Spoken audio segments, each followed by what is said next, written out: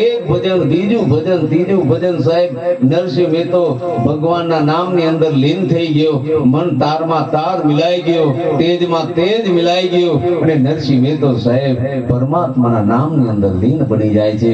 પેલી તપેલી ત્યાં પડી રહી અને એના ભજનનો દોર અહીંયા તૂટે નહીં. અને સાહેબ એક તરફ જમણવારનો સાહેબ બધાને આમંત્રણ આપીને આવ્યો. નરસિંહ મહેતાએ કીધું બધાએ 2 વાગે જમણવારમાં મારા ઘરે આવી જવાનું છે અને આખા ગામને નોતરો આપીને બેઠો છે. એક તરફ માણેક મેથી રાહ જોવે છે, અમારો મહેતો શું કરતો હશે, મહેતો શું કરતો હશે. 5 જણ હમણાં બ્રાહ્મણ આવી જાય, હમણાં મીઠાઈ બનાવી દઉં, મેં રસોઈ બનાવી દઉં, પ્રસાદી તૈયારી કરી દઉં, પણ આ મહેતો ઘી લેવા ગયો, ઘી વગર કરું શું, હમણાં બધા આવી જશે. અને એક તરફ સાહેબ વૈકુંઠની અંદર પરમાત્મા સાહેબ પરમાત્માને સળવળાટ થયો, જેમ આખું વૈકુંઠ ડોલવા માંડ્યું અને ત્યાં સાહેબ ભીડ પડે ત્યાં ભક્તની લાજે નરસિંહનાથ સાહેબ નાથ લાજે. આ ભગવાન વિચાર કરે આ મારા નામ પર આ ભગત નરસિંહ અને એ મારા નામ પર ભજનમાં લીન થઈ ગયો છે. જો ત્યાં જમણવાર તૈયાર નહીં થાય તો મારું નામ જાય. આ ભગતનો આ ભગવાને કાંઈ જ કામ નહીં કર્યું, નામ તો મારું જાય ને સાહેબ. પરમાત્મા સાહેબ તૈયાર થયા, બધા દેવોને આમંત્રણ આપ્યું, આપણે બધા ત્યાં રસોઈ બનાવવા જવાનું છે સાહેબ. અને ભગવાન પોતે નરસિંહનું રૂપ લઈને સાહેબ એ નરસિંહ મહેતાના પિતાજીના શ્રાદ્ધની અંદર આવ્યા હોય. અને ત્યાં તો તમારે ગાડા ભરી અનાજ આવવા માંડ્યું.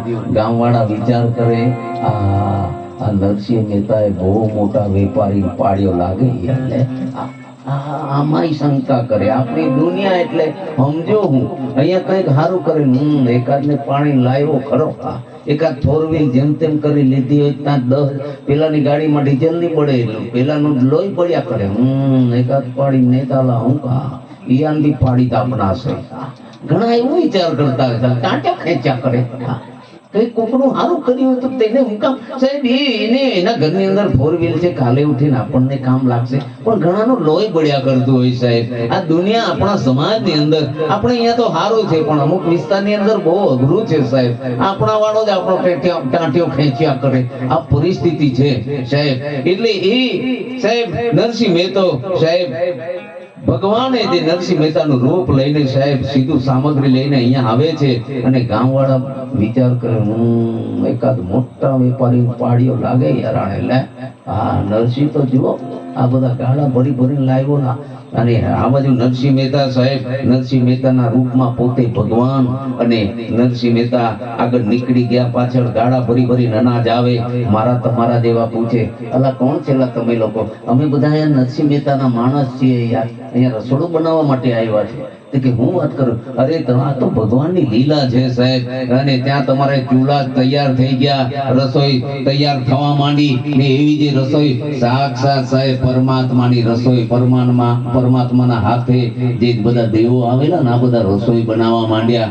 અને આખા ગામની અંદર 10 કિલોમીટર સુધી બધી સુગંધ ફેલાય. ગામવાળા બધા, નજીકના ગામવાળા બધા વિચાર કરે આ સુગંધ આની આવે છે ના. આ નાના નાના છોકરાઓ કે અલા એ જોયા ઓલા આ નરસિંહ મહેતા તા રાંધે કે આ કાથી સુગંધ આવે, આ કઈ રસોઈની સુગંધ છે યાર.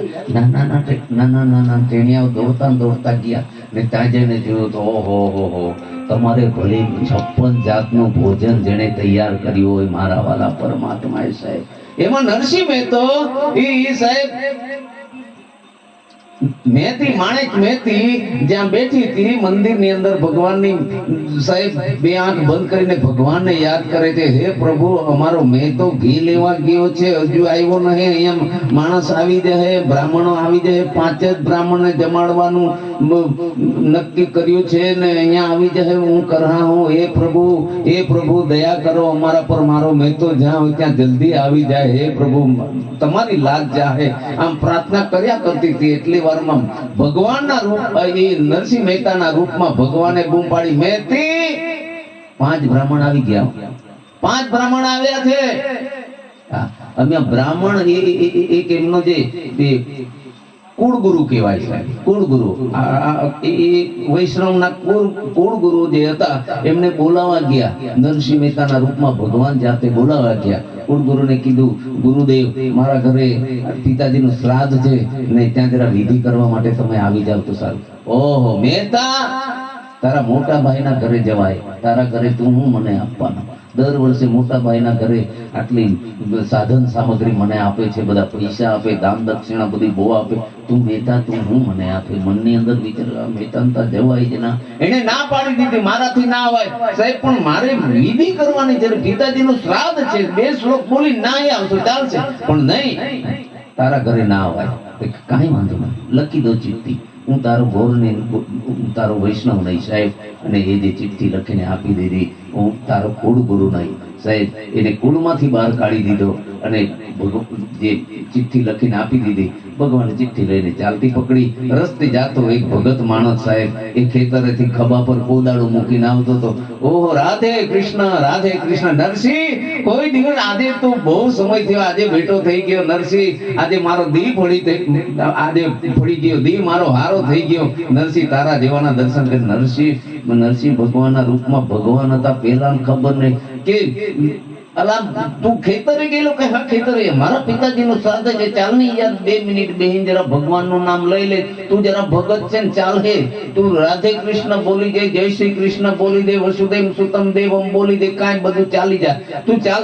નહીં. અરે મહેતા મને કઈ આ બધું આવડતું યાર, ખેતીમાં કામ કરવા વાળો માણસ, આ બધું ના આવડે યાર મને. તું ચાલ. જબરજસ્તી પરાણે બોલાવી લાવ્યા. આ તો ભગવાન હતા. અને મેતીને ઘરની અંદર બૂમ પાડી, મેતી આપણે મહારાજ આવ્યા છે, સોનાનો પાટલો લાવ. મેતીનું મગજ જાય કે નહીં જાય? જેમ તેમ એક હોનાની વાડી હતી, તે બી વેચી ખાઈ ગયો ને હવે આ હોનાના પાટલા.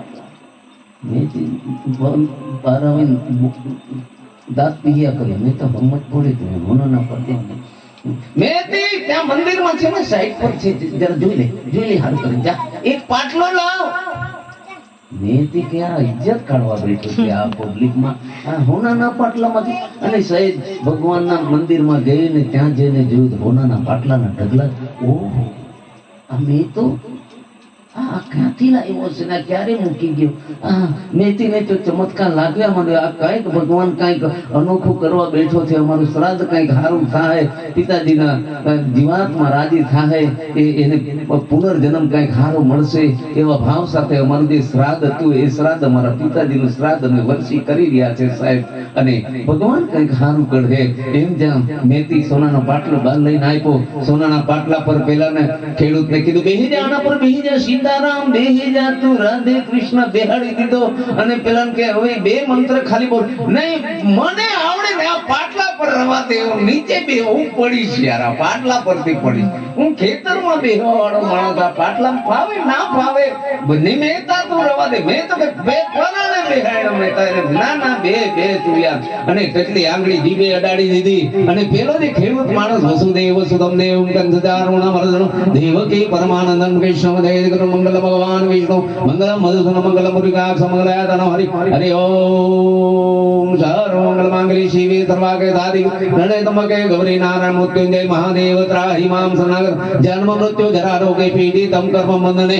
અરે તમારે એમ જ્યાં મંત્રોચ્ચાર ચાલુ થઈ ગયો અને ત્યાં પિતાજીના શ્રાદ્ધ ની સાહેબ અહીંયા વિધિ પૂરી થઈ અને ગામવાળા બધા નાના નાના છોકરાઓ બધા દોડી દોડીને આવ્યા અને પોતાના દાદાઓને કે દાદા એટલી જોરદાર રસોઈ થાય, અરે ભલી ભલી મીઠાઈ છે, કાં તો તમારે ગોળ પેલી જલેબી, લાંબી જલેબી, પીળી જલેબી, લીલી જલેબી, આ બધું છોકરાઓ, અરે તમારે ચૂરમાના લાડુ, ઘઉંના લાડુ, ગોળના લાડુ, ખાંડના લાડુ, અરે તમારે જે ખાવું હોય તે.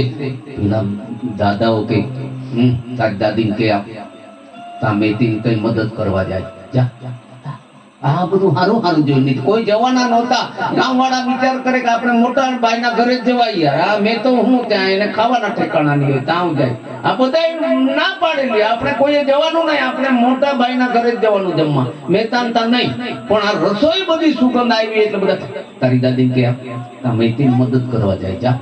અને બે ત્રણ દાદીઓ ગઈ અને દાદીઓ ગઈ એટલે તમારે નરસિંહ મહેતાના રૂપમાં ભગવાન કે મેથી ત્યાં મંદિરમાં હાડીનો ઢગલો પડ્યો છે ને, એમાંથી એક એક હાડી આ દાદીઓને આપ.